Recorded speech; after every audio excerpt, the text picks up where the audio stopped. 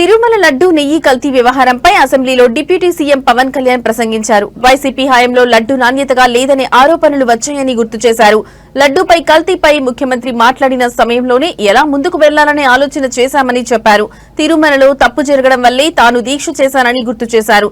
నెయ్యి తయారీ కోసం పాలను వినియోగించలేదని, అలాంటి సంస్థలకు టెండర్లు అప్పగించారని మండిపడ్డారు.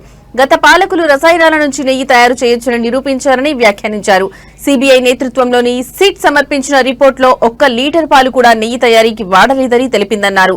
పామాయిల్లో రసాయనాలు కలిపి కల్తీ నెయ్యి తయారు చేశారని, ఆ రసాయనాలలో ఏమేం కలిపారో నిర్ధారించే సాంకేతికత తమ వద్ద లేదు అని తేల్చిందన్నారు. కల్తీ నెయ్యి వ్యవహారంలో 36 మంది నిందితులపై కేసులు నమోదు చేశారన్నారు. తమకు నచ్చిన వారికి కాంట్రాక్టులు ఇచ్చుకోవడం కోసం నిబంధనలు మార్చారని పవన్ వెల్లడించారు.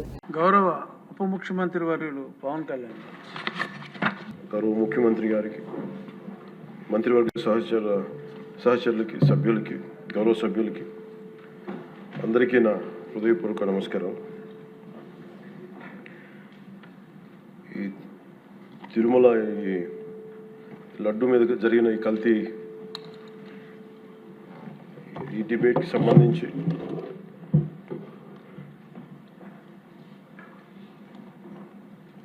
68 లక్షల కిలోల నెయ్యి అని చెప్పే ఒక కల్తీ నెయ్యిని వాడారు. దీని మీద ఫస్ట్ ఇది ఎలా బయటకు వచ్చింది? గవర్నమెంట్ ఫామ్ అయిన కొత్తలో గౌరవ ముఖ్యమంత్రి గారు ఎన్డీఏ మీటింగ్ మమ్మల్ని అందరినీ పిలిచి కండక్ట్ చేసినప్పుడు ఆ రోజు ఒక నేషనల్ డైరీ డెవలప్మెంట్ బోర్డు చేసిన రిపోర్ట్ని చదివారు. వీళ్ళు గత పాలనలో ఇది కూడా జరిగింది అనేది టీటీడీ బోర్డు వారి పాలక మండలి చేసిన ఇది కూడా జరిగింది అనేది తెలియజేశారు. అంతే, అక్కడితో అయిపోయింది. అధ్యక్ష చెప్తాను, టీటీడీ పాలక మండలి బాధ్యత ఇది. మీరు కూర్చోబెట్టి మీరు బాధ్యత తీసుకొని వాళ్ళ పార్టీ ఆ ప్రభుత్వం స్థాపించినప్పుడు వాళ్ళ నియమించిన పాలక మండలి వాళ్ళు చేసిన తప్పులకి సింపుల్ ఏం చేయాలి అధ్యక్ష? ఒక ఇంటర్వ్యూలో నన్ను అడిగితే నేనేం చెప్పానంటే, you mean to say you going to blame the person who headed the last government అంటే, my intention is not that. My intention is always to say that who did this, who are the perpetrators. A perpetrators is more or less they are the TTD board. Let them be accountable for that. ఎక్కడ కూడా నేను ఈ వ్యక్తి గురించి మేము మాట్లాడలేదు, ఎందుకంటే డైరెక్ట్గా ఇన్వాల్వ్మెంట్ ఉందని మనం చెప్పట్లేదు. అది ఎందుకంటే వాళ్ళు నియమించిన బోర్డు ఇది. కానీ వాళ్ళు ఏం చేస్తున్నారు, అక్కడ కూర్చోబెట్టి ఎక్కడా కూడా సింపుల్ ఏం చేయాలి దీక్ష? నిజంగా నేనేం చెప్పాను ఆ ఇంటర్వ్యూలో కూడా, ఆయనే తప్పు, నాకు సంబంధం లేదు, మేము పలానా టీటీడీ బోర్డు చేసింది ఇది, ఆ టీటీడీ బోర్డు మీద మీరు నిష్పక్షపాతంగా ఒక కమిటీ వేయండి, ఆ దోషులు శిక్ష పడేలా చేయండి, వాట్ ఎవర్ దాని అవుట్కమ్ ఏముంటుందో దాన్ని బయట పెట్టండి. ఇంత సింపుల్గా తేల్చేయచ్చు. వాళ్ళు వెనకెందుకు వేసుకొస్తున్నారు నాకు ఈ రోజుకి నాకు అర్థం కాదు. మన క్యాబినెట్లో మన గౌరవ ముఖ్యమంత్రి గారు మేమందరం కూర్చొని మాట్లాడుతున్నప్పుడు నాకు వెంటనే పర్సనల్గా నాకు మెసేజ్లు ఏంటంటే, అమరావతి మన ఈ అయోధ్యకి పంపిన లడ్డూలు ఈ లడ్డూలు కాదు, ఇవి వేరే లడ్డూలు, అలా ఎలా తేడా చెప్తారు వీళ్ళు? దానికోసం ప్రత్యేకంగా అంటే అక్కడ నిబంధనలు ఎక్కడా కూడా మీరు నెయ్యి మేము పలానోళ్ళు కొన్నారు మాకు డీటెయిల్స్ ఇస్తూ ఉన్నారు. నేను సభాముఖంగా ఎందుకు వాళ్ళకి పేర్లు ప్రస్తావించారు, అది చెప్పిన వ్యక్తులు కానీ వీళ్ళు కానీ. నేను అడిగింది ఏంటంటే, ఓకే మీకు దాని మీద ఆధారాలు ఏమున్నాయి, మీరు ఈ లాటే పంపించారు అయోధ్యకి అనేది మీకు ఏముంటాయి?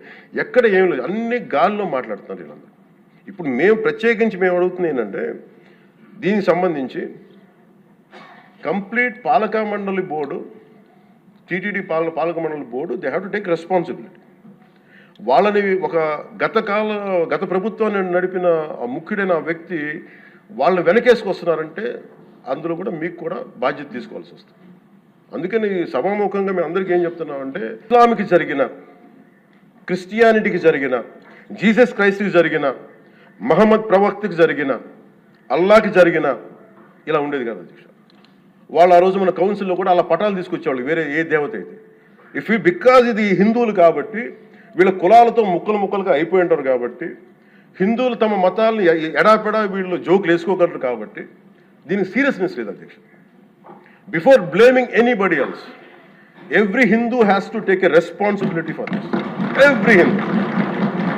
ఎందుకంటే మన ఇస్లాంని మనం ఎందుకంత కూర్చోబెట్టంత వాళ్ళు గౌరవించే విధానం చూస్తే నిజంగా మరే మనం హిందూ ధర్మాన్ని పాటిస్తే మనం గౌరవించుకోలేమో అనిపిస్తుంది మనకి.